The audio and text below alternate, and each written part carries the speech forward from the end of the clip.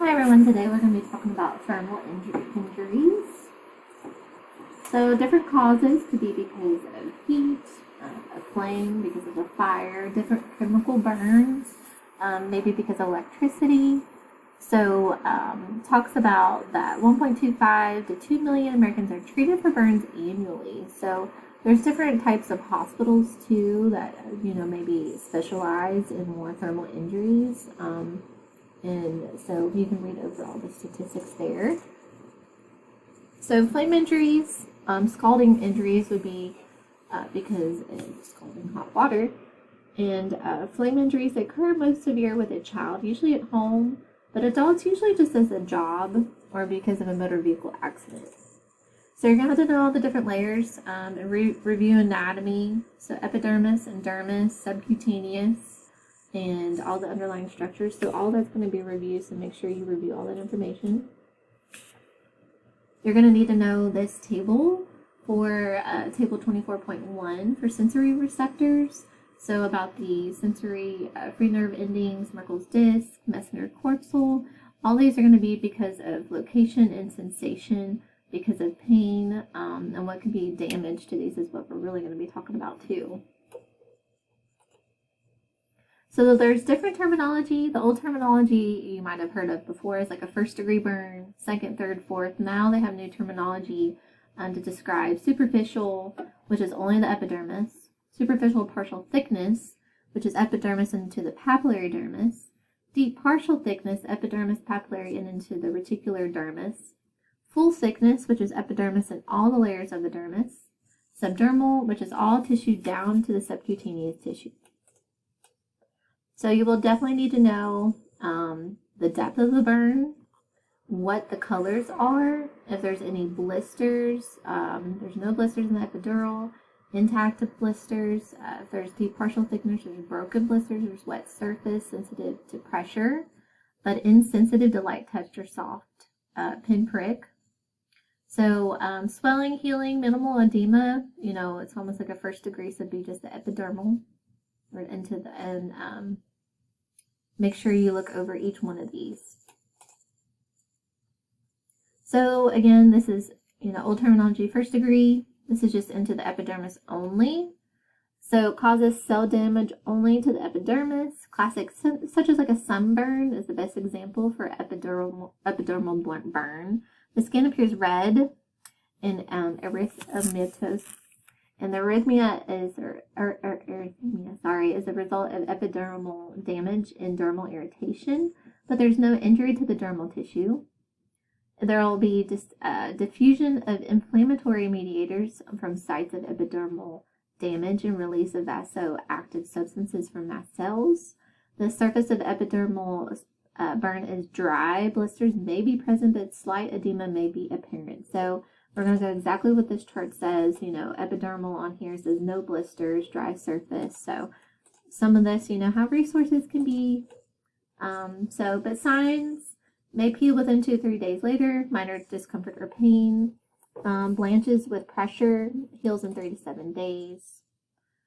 So here they recommend for the healing process to recommend that blisters be removed.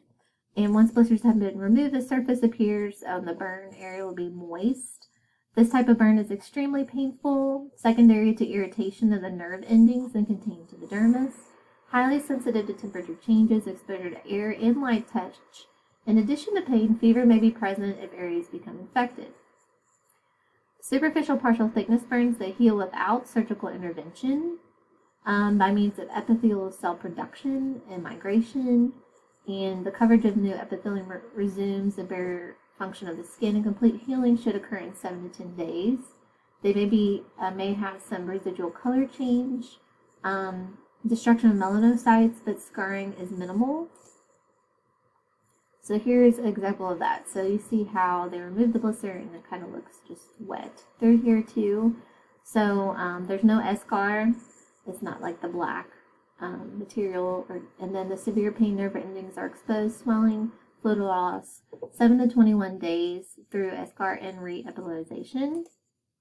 Now I'll talk about deep partial thickness. Dermis is only partially destroyed. There can be new skin growth there for a partial thickness burn. What we just talked about, partial thickness, sorry. Deep partial thickness burns appear as a mixed red or waxy white color. The deeper the injury, the whiter it will appear. Capillary refill will be sluggish after the application of pressure on the wound. The surface usually is wet from broken blisters and some other things too. Let's see. Sometimes it can be difficult to determine for a deep partial thickness injury of the depth. Preservation of hair follicles and new hair growth will indicate a deep partial thickness burn rather than a full thickness injury. And there's corresponding greater potential for spontaneous healing with preservation of hair follicles. So deep partial thickness burn generally will heal in 3 to 5 days. If it does not become infected. It's critical to keep the wound free of infection because infection can convert to a deep partial thickness burn into a deeper injury. And the development of hypertrophic and keloid scars is frequent coincidence with deep partial thickness burns. So here would be some different pictures of what that would look like. Here you can see more of the white that they were just mentioning. Increased sensitivity to cold air. Full thickness. It'll be the color of eschar, can vary from black to deep red to white. And hair follicles are completely destroyed, so body hairs pull out easily. So make sure you look over what that would look like. So here's some clinical signs of full thickness. No pain immediately after injury, and minimal pain later. Severe fluid loss, white, gray, or black appearance, eschar formation, dry surface, and the fat is exposed. Here's a great picture. You know, they talk about degrees, but here it can show you the layers and how the blisters can form, and then 3rd degree all the way to 4th as well. So for management of full thickness burn, removing the eschar, which is like the black tissue, that's kind of like dead tissue, trying to remove that to have new growth form. So this completely destroys the epidermis, dermis, subcutaneous tissue, muscles, and bone as well. Electrical burn is associated with this too. So muscle bone necrosis when burned. So make sure you look over what's mentioned here for that. I'm gonna go on down to there's a different burn wound zone, so make sure you know the definitions for coagulation, stasis, and hyperemia. Coagulation, our cells are irreversibly damaged and skin death occurs, and this area is equivalent to a full thickness burn and will require a skin graft to heal. Because of lack of viable tissue and the amount of eschar, the risk of infection is increased. Potential complication emphasizes the need for careful monitoring, the use of antibiotics, and the treatment of a burn patient in a specialized burn center. The zone of stasis contains injured cells that may die within 24 to 48 hours without diligent treatment. This is the area where infection, drying, and or inadequate perfusion of the wound will result in conversion of potentially salvageable tissue to completely necrotic tissue and enlargement of the zone of coagulation. Splints or compression bandages, if applied too tightly, can compromise the zone of stasis. Finally, the zone of hyperemia is a site of minimal cell damage, and the tissue should recover within several days and without lasting effects. Hypothermia is description of skin's ability to thermoregulate. Hypovolemia is shift in proteins, fluids, electrolytes to the burned tissue. Generally, electrolyte imbalance. We talked about hypovolemia in pathology. Complications from a burn injury. So, infection, secondary to exposed tissues, may result in delayed healing, gangrene, death, and discoloration of drainage. So, obviously, systemic antibiotics are used to treat both burn and general system infections. So complications from a burn injury, if they are from shock, they could have cold, sweat, weakness, irregular breathing, chills, pale or blue colored lips, pale or blue colored fingernails. All these respiratory, they could have secondary to smoke inhalation or poisoning, pneumonia, dyspnea. All these can be different complications. metabolic issues, decreased energy, cardiac and peripheral vascular issues as well, complications, decreased cardiac output due to loss of plasma and fluid, pain with active range of motion, numbness and tingling. Urinary system, they could have urine that's red or dark brown. The GI system, the abdomen could be distended. Hypertrophic scarring, so raised red and within boundaries of the wound. They could have also keloid scars, raised red, extends beyond the original burn wound, so it's just a excessive amount of scarring. They could potentially have contractures of the skin to burn injury, and that's when PT and PTAs really come into play to prevent contractures more so. You'll need to know the extent of burn areas and the rule of nines. We've talked about rule of nines before, but making sure you memorize this chart and what that would look like, and there'll be questions on the exam. So they talk about the differences between minimal and moderate and major burns. It's going to go on down.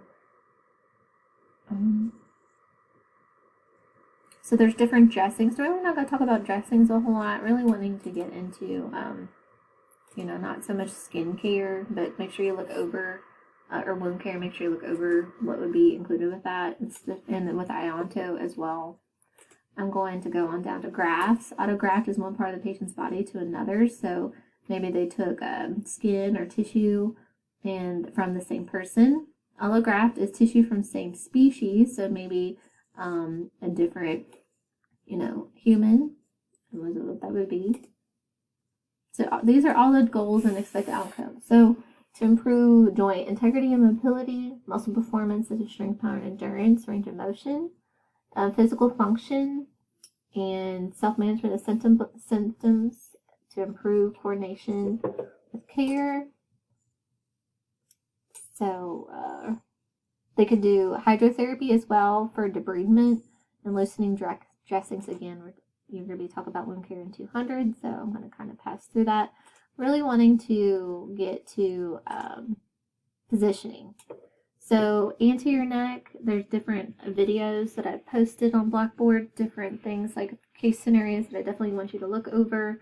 And this is the position that you would put them in splinting to prevent adduction and medial rotation of the shoulder, to prevent contractures as well. So make sure you look over and know all of these different positioning and splinting and what it would prevent, what position you would put them in. So here is the chart that I want you to know too for splinting and what that would look like. And you would perform active and active assisted range of motion and passive range of motion. Obviously it's going to be extremely painful with unhealed burns, and it could be limited range of motion because of scarring. Can't exercise newly grafted sites for 5 to 10 days to allow graft to take place and to heal. Some other things, massage, especially deep friction to reduce scarring. Eventually, after it's healed, deep breathing exercises, increase chest expansion, prevent pneumonia, decreasing, the chances of them and developing infection and contractures. So look over this case study. We're going to talk about that more so in lab. This is what I really want you to look on YouTube.